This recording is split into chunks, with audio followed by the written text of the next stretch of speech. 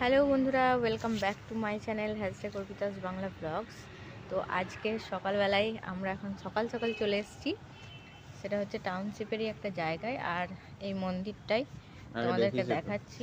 আগে দেখিয়েছি ব্লগে, আগে এসেছি না আমরা, এসেছি ব্লগে দেখিয়েছি কিনা আমার মনে নেই। তো যাই হোক, ব্যাক ক্যামেরা করে দেখাচ্ছি, দেখো। আর ইয়েতে এসেছি। তো এই মন্দিরে আমরা এসেছি এখন সকাল সকাল। আর সকাল সকাল এই কারণে মন্দিরের জন্য আসেনি, কি জন্য এসেছিলাম? ছেলে স্কুল। হ্যাঁ, এই পাশে যে প্রণবানন্দ বিদ্যা মন্দির, ওইখানে বেটু পড়ে, তো ওখানেই এসেছিলাম ফিস দিতে। আর এখানে এলাম, ঠাকুরের দর্শনও করলাম। আর এরপর অভি ভাবছে যে একটুখানি ইস্কন মন্দিরে দর্শনটা করলে ভালোই হয়, কি তাই তো? এখন যাবে সকালবেলা, ওটাই বলছি। খোলা থাকবে এখন? খোলা তো মানে এমনি থাকে, সকাল মানে সন্ধ্যেবেলা ইয়েতে অনেকে যায়, সকালবেলাটা আমি যাইনি কোনো। আচ্ছা, আর এখানের ওয়েদারটা মানে এত সুন্দর যে তোমাদেরকে কি বলবো। দেখো চারিপাশটা দেখতেই পাচ্ছ, টাউনশিপের প্ল্যান মানে এত সুন্দর যে শান্তশিষ্ট পরিবেশ, আর এত সুন্দর মানে কি বলবো, জায়গাটা নিরিবিলি, আর ওয়েদারটাও দারুণ এখানে। তো এই জন্যে আর কি এখানটা খুব সুন্দর লাগে। আর এর পাশেই যে জায়গাটা, এর পাশের বিল্ডিংটাই হচ্ছে বেটুদের স্কুল। আমাদের এই জঞ্জাল ধুলো বালি গাড়ি ঘোড়া।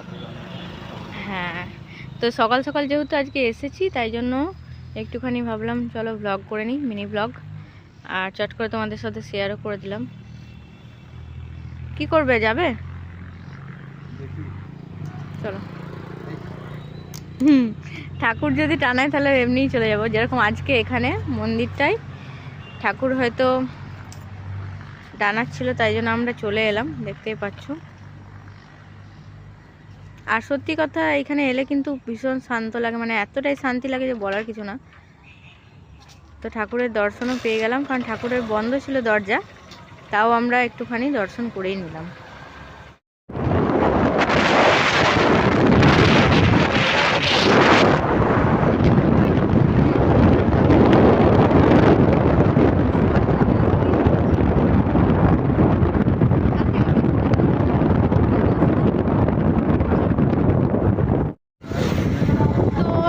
মন্দিরে এখন ঢুকলাম না, এখানে কিছু একটা অনুষ্ঠান চলছে, গীতা মেলা, যেটা আমরা এক বছর এসেও ছিলাম।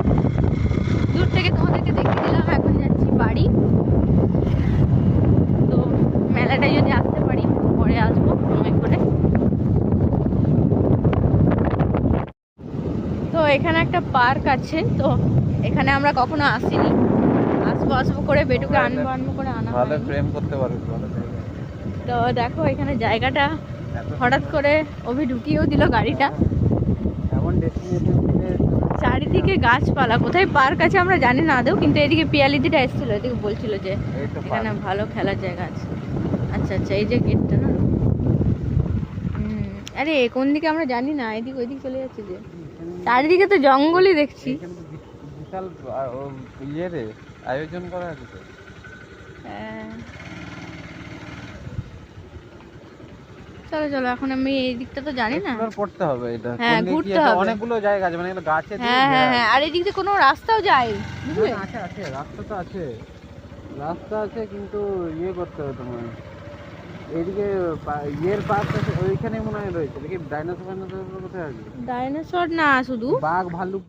আমরা এখন পেয়ে গেছি জায়গাটা, এদিকেই ঢুকতে হবে, গেট করাই রয়েছে দেখতে পাচ্ছ। আর সামনে অনেক কিছু করা আছে, যেমন বাঘ ভাল্লুক, এই যে এখান থেকে দেখা যাচ্ছে একটু। আচ্ছা, এখানে কি পিকনিক করতে আসে কেউ? এই দেখো,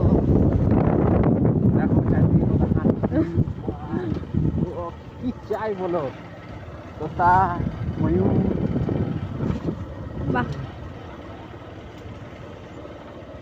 এখানে একদিন বেটুকে নিয়ে আসবো। বেটু এখন স্কুলে আছে, তো যাই হোক, পুরো গ্রাউন্ডটা একবার ঘুরে নিচ্ছি।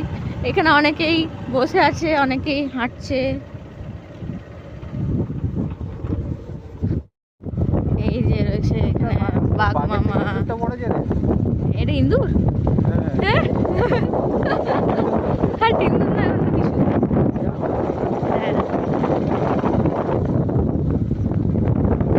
হাতিটা বেশ ভালো, হাতিটা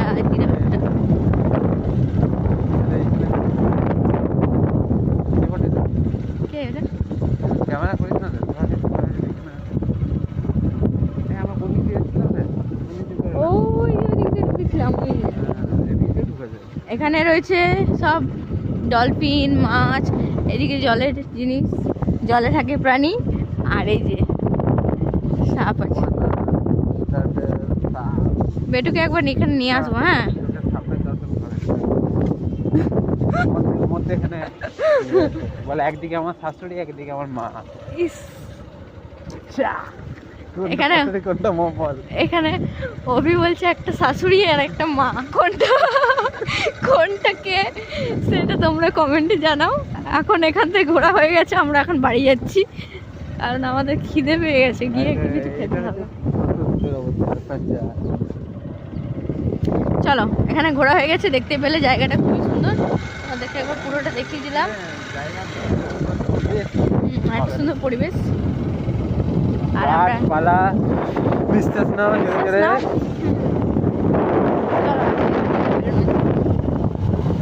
আমরা যে গেট দিয়ে ঢুকেছিলাম, এই যে ডাইনোসরটা বড়, তো এটাও তোমাদেরকে আবার দেখিয়ে দিলাম। এইদিকেও একটা ডাইনোসর রয়েছে বড়। এখন এই গেট থেকে আমরা বেরিয়ে যাচ্ছি। সকাল সকাল অনেক কিছু দেখা হয়ে গেল, আর